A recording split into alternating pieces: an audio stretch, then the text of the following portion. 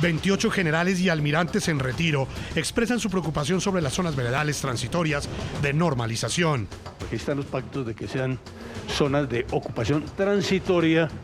Lo que se está haciendo, lo que se está construyendo, ¿no?, da indicios de que serán unas zonas de ocupación permanente. En la carta, los altos oficiales advierten que los 26 puntos donde actualmente están concentrados cerca de 6.900 integrantes de las FARC podrían pasar de ser transitorios a permanentes. Se constituirían en graves amenazas y factor de perturbación, tal como aconteció en el pasado con las llamadas repúblicas independientes, que tanto daño causaron a la integridad territorial de la nación. La misiva dirigida al presidente Juan Manuel Santos es dada a conocer en momentos en que inicia el proceso de dejación de armas y la entrega de menores por parte de las FARC. La misión de Naciones Unidas en Colombia inició con la implementación gradual de 3 tareas específicas. Primero, identificación y registro de todas las armas en los campamentos temporales de la FARC-EP en 26 zonas y puntos veredales transitorios de normalización. 2. Almacenamiento de las armas de los miembros de la FARC-EP que forman parte del mecanismo de monitoreo y verificación. Y tercero, planificación y verificación de la destrucción del armamento inestable ubicado en las denominadas caletas. Hoy en el programa La Noche de NTN 24 hablan los protagonistas de la noticia. El general en retiro Manuel José Bonet habla del contenido de la carta y explica las razones por las que creen que las zonas veredales transitorias de normalización podrían convertirse en un riesgo para la seguridad nacional.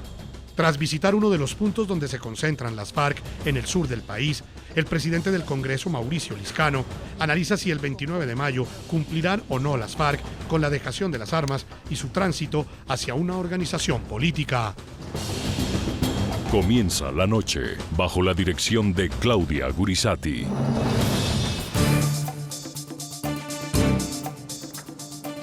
Buenas noches. La noche bajo la dirección de Claudia Gurizati enciende las luces para que usted vea el punto clave de la noticia. Soy Jefferson Beltrán, bienvenidos. La noticia: las FARC concentró un número cercano a los 6.900 guerrilleros en 26 zonas transitorias de normalización ubicadas a lo largo y ancho del país, y de esta forma ha iniciado el proceso de dejación de armas. De cumplirse en los plazos del próximo 29 de mayo, las FARC pasaría de convertirse, o mejor, de ser un grupo criminal, ahora a convertirse a partido político.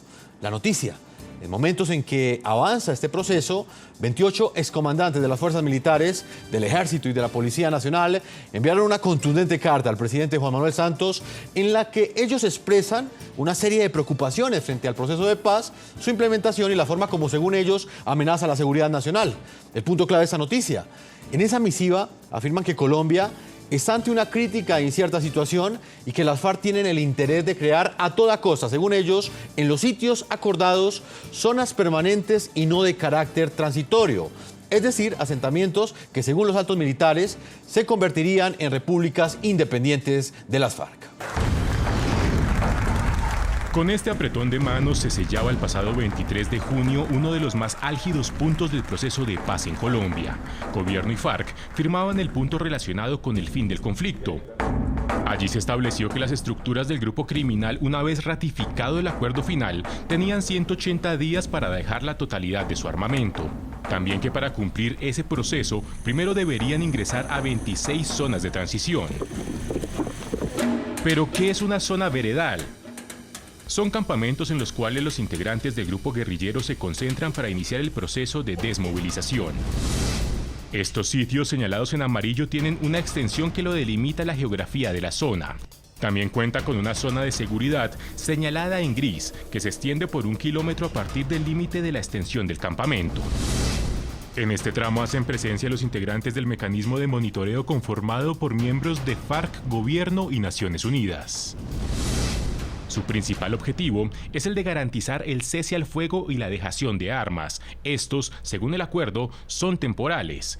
Y mientras los guerrilleros estén allí, servirá para su capacitación con miras a la reinserción a la vida civil. Las zonas no pueden ser utilizadas para manifestaciones de carácter político. Son en total 26 zonas distribuidas en todo el territorio colombiano. Los identificados con puntos verdes, que son 19, son zonas veredales. Los rojos son puntos de concentración. La diferencia con los anteriores es que estos son de menor tamaño. Cronograma para la dejación de armas. Espero que según el procedimiento establecido, la refrendación sea aprobada en el curso de la semana entrante. Ese será el día D.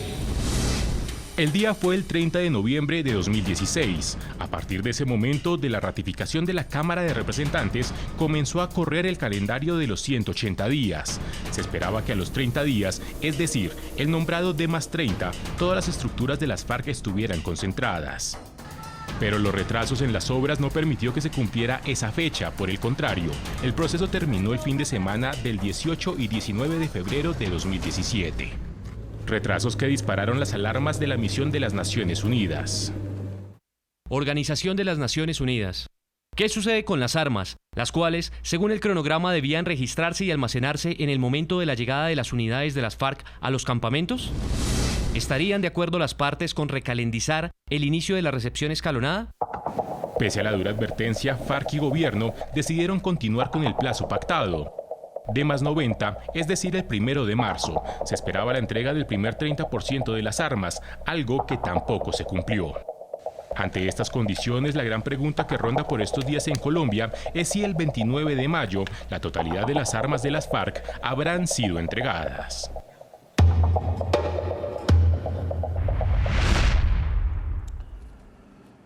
Muy bien, invitamos a nuestros televidentes a que participen del tema de hoy en el programa La Noche. ¿Qué opinan ustedes de la preocupación que han manifestado los oficiales retirados de las Fuerzas Armadas de Colombia?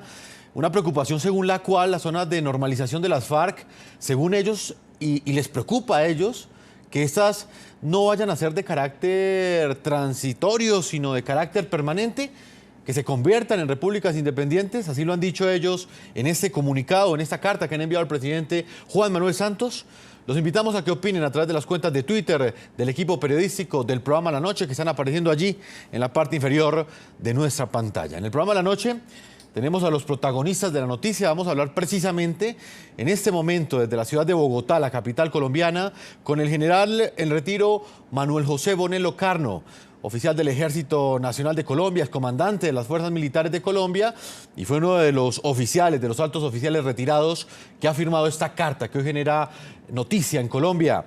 General Bonet, bienvenido al programa La Noche en NTN 24. Buenas tardes, ¿cómo están?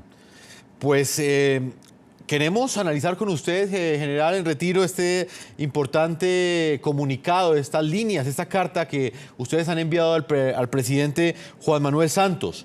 Quisiera que le explicara a nuestros televidentes específicamente qué es lo que le preocupa a ustedes de estas zonas veredales.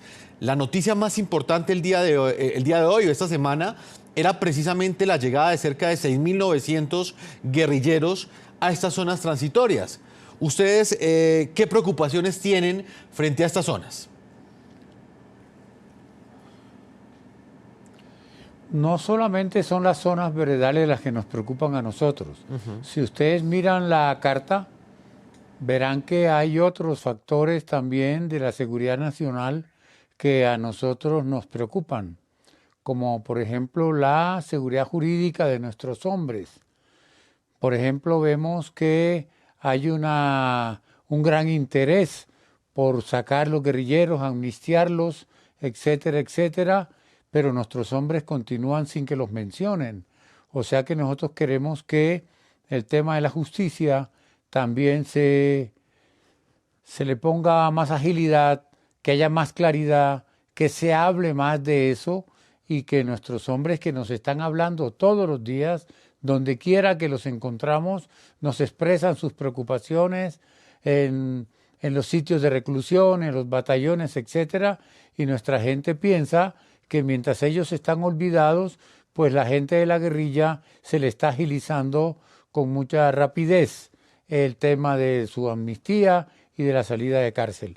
Nosotros no estamos pidiendo en ningún momento una jurisprudencia, una cárcel, castigos para el personal de la guerrilla. No nos hemos metido en eso. Lo que nosotros queremos es que nuestros hombres también merezcan del Estado colombiano una buena atención como lo merecen hombres que han entregado su vida y que están presos precisamente por causa y razón del servicio. En cuanto a la pregunta que usted me hace de las zonas veredales, pues tenemos información, yo por lo menos tengo información directa de que ya están controlando las zonas, ya están reuniendo a la población, ya están haciendo actos que ellos dicen pedagógicos en las zonas, la asistencia es obligatoria y ya han comenzado con una influencia sobre la población de las zonas y ese no es el sentido de las zonas de concentración. General Bonet. También hoy fui informado que en la zona A... Permítame un minuto, es que quiero que desarrollemos punto por punto esta carta, General Bonet.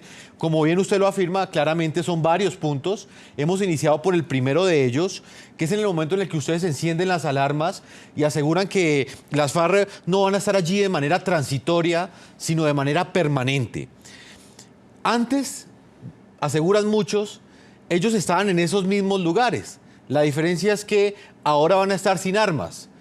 Por esa razón muchos han criticado esta carta de las fuerzas militares. ¿Qué responderle específicamente, general, a esos sectores que aseguran que de hecho ellos han estado durante muchos años allí? La única diferencia es que en este momento lo harán sin armas y que por esa razón no hay por qué generar tal preocupación y que por esa razón tampoco son una amenaza para la seguridad nacional. ¿Qué le responde usted a esas voces que han cuestionado en esa dirección la carta que han enviado 28 excomandantes de las fuerzas militares? Es que es muy difícil responderle a críticas anónimas que yo no conozco quiénes son. Lo único que te puedo decir es que no nos gusta que la población ya esté controlada, manipulada y presionada en esa región. Si antes lo hacían con armas, en lo que se llamaba el proselitismo armado, ahora lo están haciendo con las armas escondidas, pero están citando a la población a las áreas y detrás de citar a la población a las áreas viene una cantidad de actividades con la población que está obligada a asistir a los llamados que ellos hacen. General, yo no creo que ningún político de Colombia...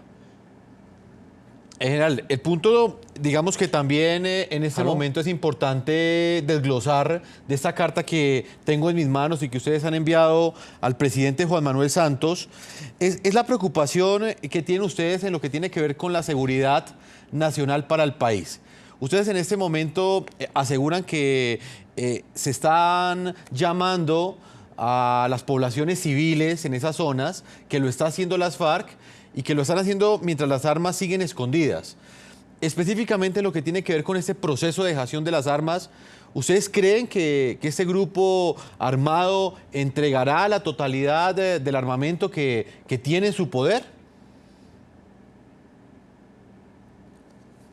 Me pondrías a adivinar. Realmente en el proceso pasado de Santa Fe de Rarito con las autodefensas, pues todos vimos en las entregas de las armas que no habían armas de alto poder, sino que lo que vulgarmente se conoce como changones o armas hechizas. Entonces, esa es la experiencia que tenemos de hace unos 10 años.